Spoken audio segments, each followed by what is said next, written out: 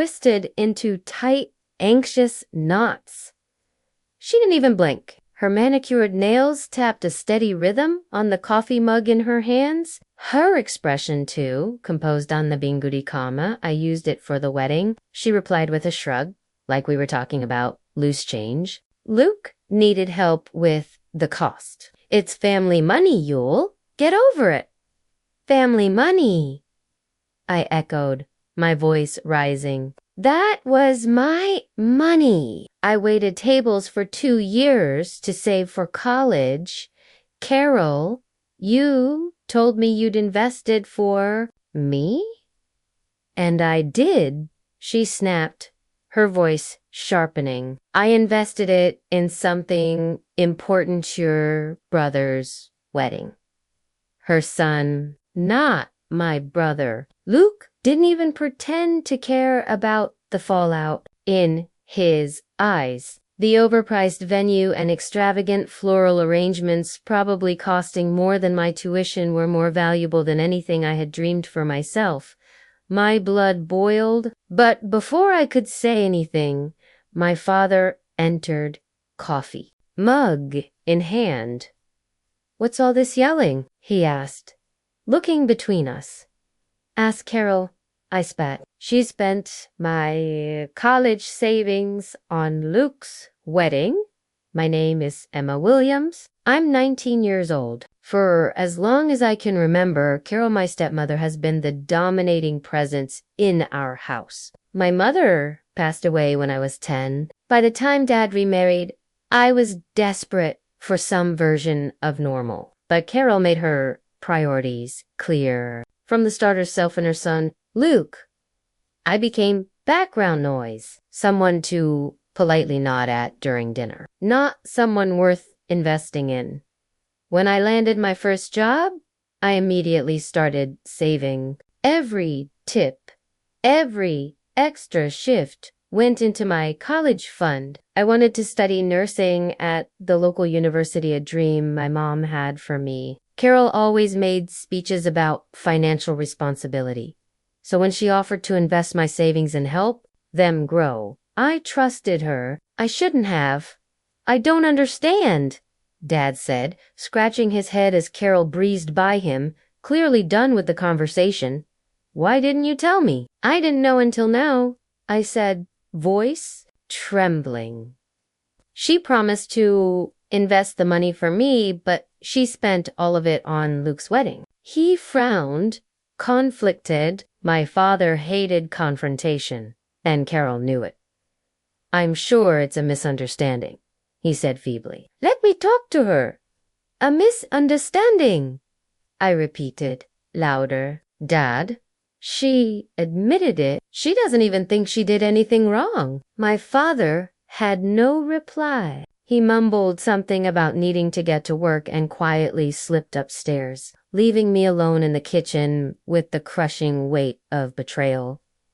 She didn't just take my money, she stole my future.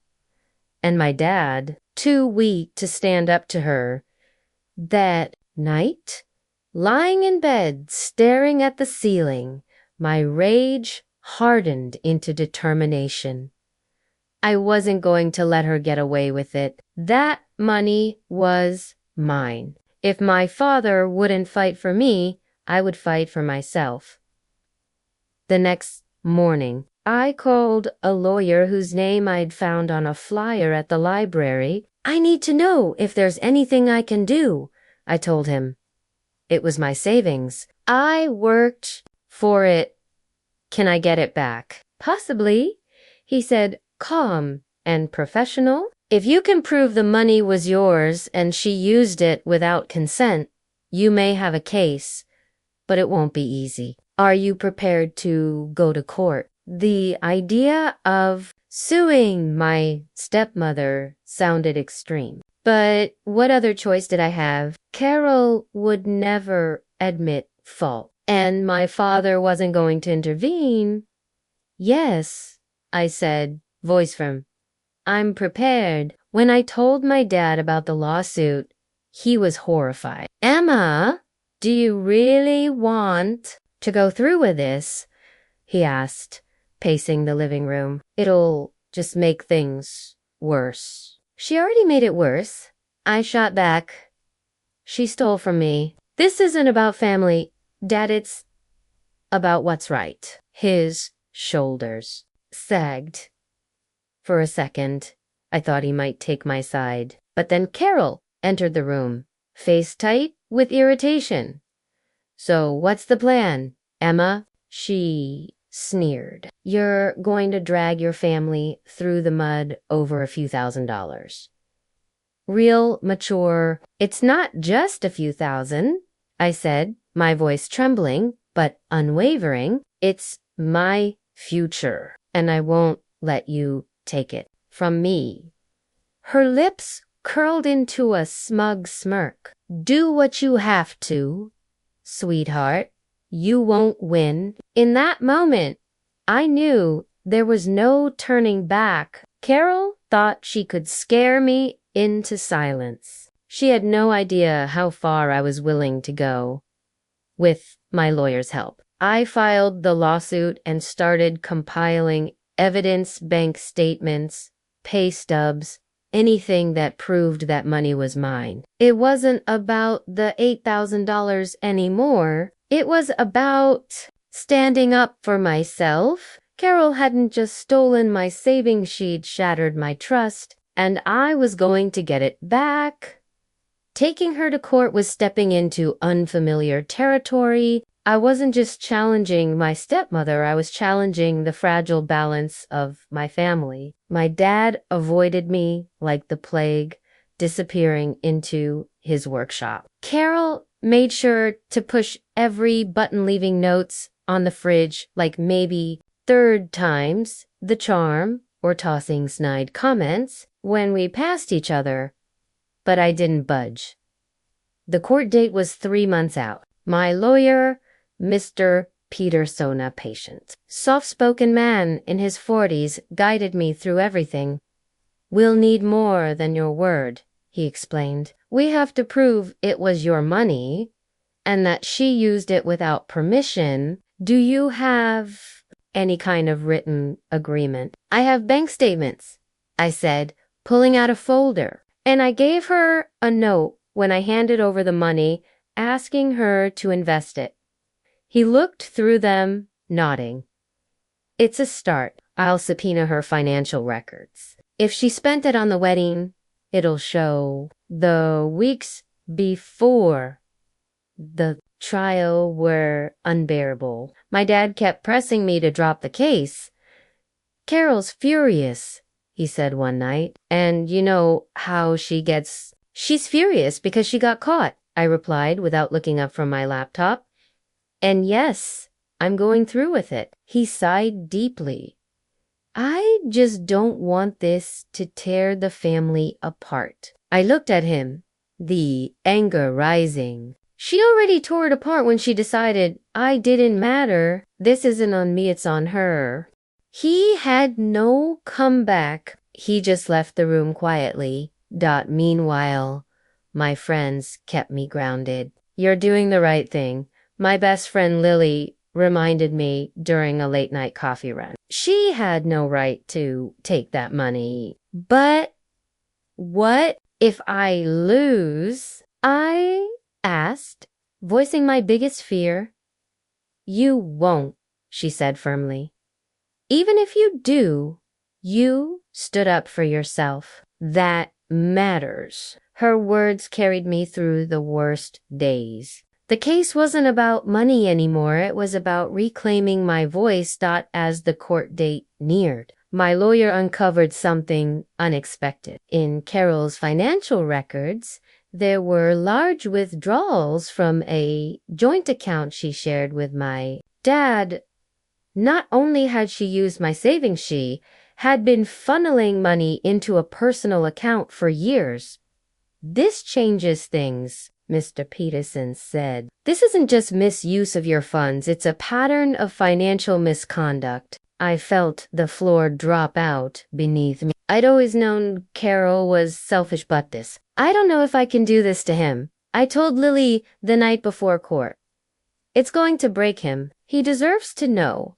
Lily said gently. He's been blind for too long. The morning of the trial, I felt like I was carrying the world on my back. Carol sat smugly beside her lawyer, pristine and polished.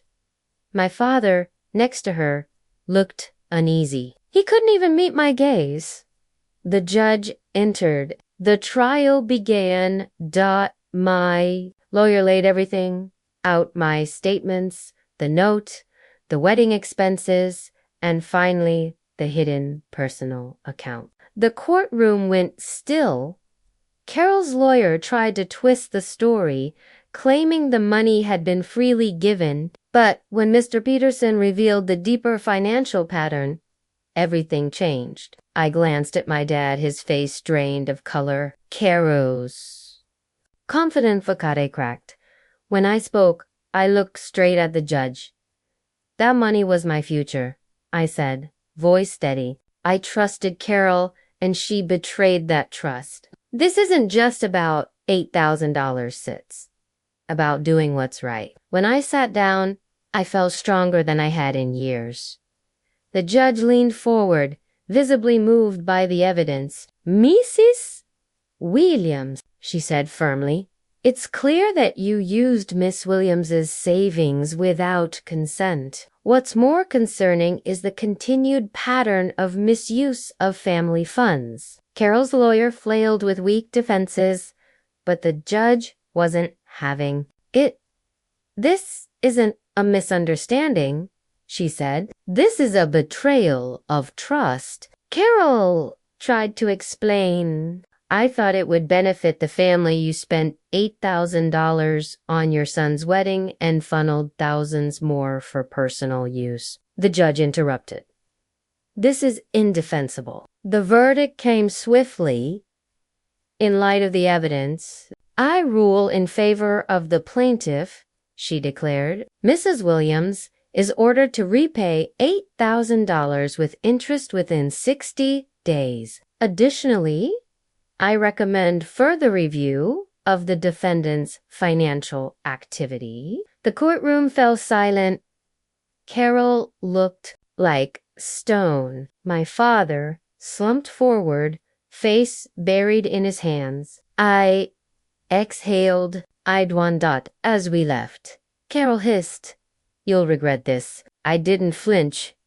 "No," I replied, meeting her eyes. "You'll regret underestimating me." My dad caught up in the hall, his face drained. "I didn't know." "You didn't want to know?" I cut in. "You ignored the truth, but now you can stop doing that." He nodded, broken. "You're right. I failed you. I'm sorry. It wasn't the apology I dreamed of, but it was something. Carol moved out a week later. Luke said nothing. And honestly, I didn't need him to. I started planning for college. The money wasn't just money, it was proof I had taken back control. My dad tried to make amends. I want to help however I can, he said. I hesitated, then nodded. Thank you, Dad. Months later, I stood in front of my dorm, finally stepping into the life I fought for. My dad helped me move in, nervously fumbling with boxers. "I'm proud of you," he said. His words didn't erase the past, but they showed me he was trying. College was everything I dreamed, exciting, full of hope. Every book I bought, every lecture I attended felt earned. It was mine. Back home, Carol faded from our lives. My dad called every Sunday, slowly rebuilding trust. Luke remained silent, and I didn't care.